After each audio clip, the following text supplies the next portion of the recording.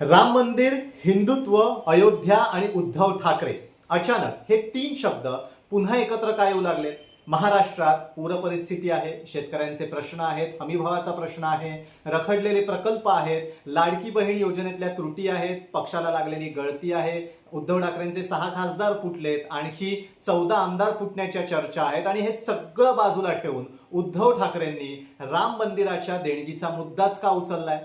आता हा केवळ भाजपवर हल्लाबोल करण्याचा प्रयत्न आहे की हिंदुत्वाच्या राजकारणात पुन्हा एंट्री घेण्याचा प्रयत्न आहे? उद्धव ठाकरे पुन्हा सॉफ्ट हिंदुत्वाच्या वाटेवर आहेत की प्रखर हिंदुत्वाची नवी आवृत्ती ते तयार करतायत? आणि सगळ्यात मोठा प्रश्न आहे, शत्रूचा शत्रू तो आपला मित्र या राजकीय सूत्रानुसार उद्धव ठाकरे आता देवेंद्र फडणवीसांशी जवळीक साधतायत का, जेणेकरून एकनाथ शिंदेना एकटं पाडता येईल? राजकारणात काही मुद्दे हे अचानक येत नसतात. प्रत्येक मुद्द्याच्या मागे काही राजकीय गणित असतात, काही राजकीय ठोकताळे असतात आणि त्यामुळेच उद्धव ठाकरे यांनी अयोध्येतील राम मंदिराच्या दानपेटीत झालेल्या कथित अपहाराचा जो मुद्दा उचललाय ना, याकडे केवळ भ्रष्टाचाराच्या आरोपाच्या नजरेनं बघून चालणार नाही. या निर्णयामागे मोठी राजकीय रणनीती दडलेली असू शकते. गेल्या काही दिवसांमध्ये उद्धव ठाकरे यांना सलग धक्के बसलेले आहेत. आधी 6 खासदारांनी साथ सोडली आणि त्यानंतर आणखी काही आमदार हे शिंदेच्या शिवसेनेत जाण्याच्या चर्चा सुरू झालेल्या आहेत. विरोधक म्हणजे भाजप, शिंदेची शिवसेना हे सातत्यानं पक्ष संपत चाललाय असा प्रचार करतायत आणि अशा परिस्थितीमध्ये कोणताही नेता आपल्या कोर मतदारांकडे परत जाण्याचा प्रयत्न करतो आणि उद्धव ठाकरेंचा किंवा शिवसेनेचा कोर मतदार कोण आहे? तो आहे हिंदुत्ववादी शिवसैनिक. 2019 नंतर महाविकास आघाडीच्या प्रयोगामुळे अनेक कट्टर हिंदुत्ववादी मतदार हे नाराज झालेले होते. काँग्रेस आणि राष्ट्रवादी सोबत गेल्यानंतर भाजपनं सातत्यानं एकच प्रचार केला, तो म्हणजे हिंदुत्व म्हणजे भाजप आणि म्हणून सत्ता त्यांची येते. आणि याचा परिणाम उद्धव ठाकरेंच्या प्रतिमेवर झाला, ब्रँड इमेजवर झाला. पण आता हे चित्र बदलत आहे. उद्धव ठाकरे हे पुन्हा एकदा हिंदुत्वाची भाषा बोलतायत. फरक इतकाच आहे की ते हिंदुत्वाचा मुद्दा भाजप विरोधातच वापरतायत.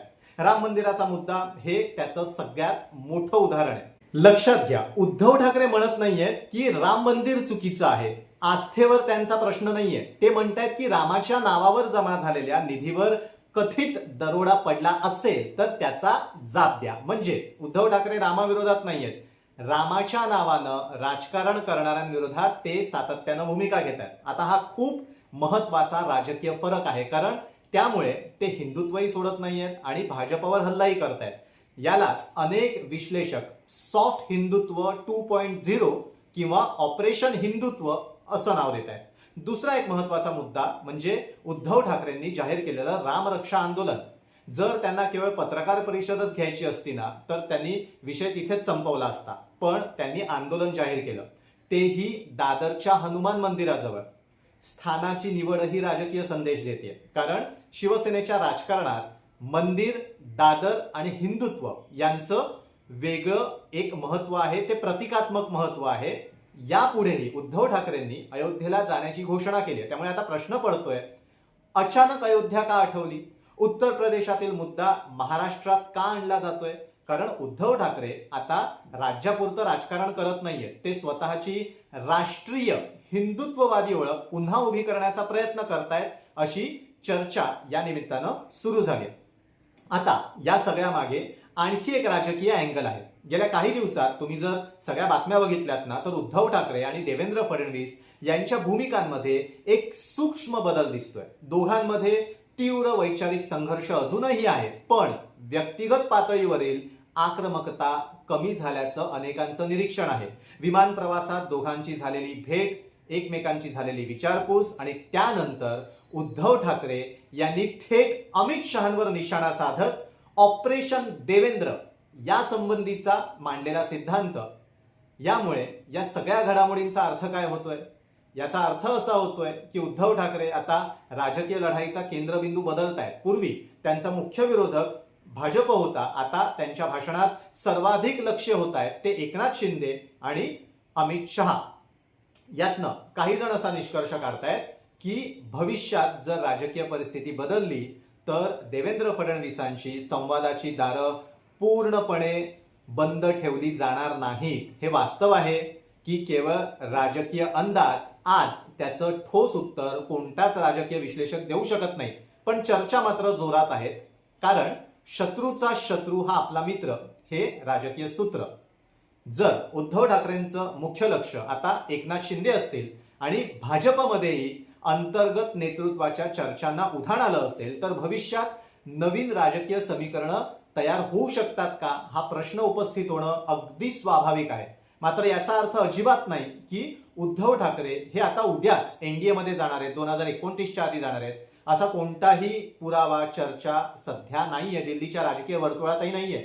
पण उद्धव ठाकरे स्वतःची हिंदुत्ववादी प्रतिमा पुन्हा एकदा मजबूत करण्याचा प्रयत्न करतायत, याची अनेक राजकीय संकेतांमधनं मात्र चर्चा सुरू आहे. कारण त्यांना माहिती आहे, जर शिवसेनेचा मूळ मतदार पुन्हा एकत्र करायचा असेल तर हिंदुत्वाचा मुद्दा टाळून चालणार नाही. विशेष म्हणजे त्यांनी महाराष्ट्रातील स्थानिक प्रश्न पूर्णपणे सोडलेले नाहीत. उद्धव ठाकरे स्थानिक प्रश्नांवर पण बोलत आहेत, पण सध्या ते ज्या मुद्द्यांना जास्त प्राधान्य देत आहेत त्यातनं त्यांची एक वेगळी राजकीय दिशा दिसतेय.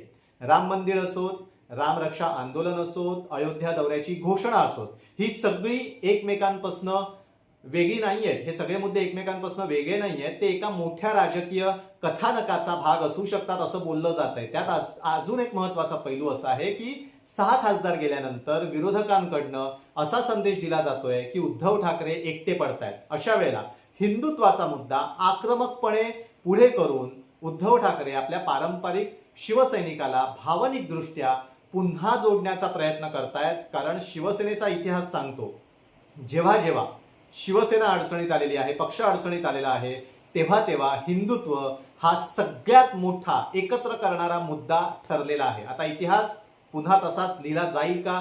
उद्धव ठाकरे सॉफ्ट हिंदुत्वावरनं पुढे जाऊन पुन्हा एकदा प्रखर हिंदुत्वाची वाट धरतील का?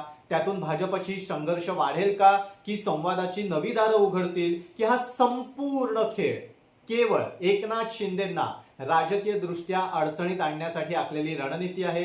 याचं उत्तर येणारे काही महिने देतील. पण एक गोष्ट निश्चित आहे, राम मंदिराचा मुद्दा आता महाराष्ट्राच्या राजकीय पटलावर केवळ धार्मिक किंवा भ्रष्टाचाराचा मुद्दा राहिलेला नाहीये. तो आता महाराष्ट्रातील बदलत्या राजकीय समीकरणांचा केंद्रबिंदू ठरू लागलाय. व्हिडिओ कसा वाटला कमेंट करून सांगा. उद्धव ठाकरेंच्या हिंदुत्वाबद्दल तुमचं काय मत आहे? उद्धव ठाकरे ज्या पद्धतीने राम मंदिराच्या देणगीच्या अपहाराचा मुद्दा हाती घेतायत त्याबद्दल तुमचं काय मत आहे? आम्हाला कमेंट करून नक्की सांगा.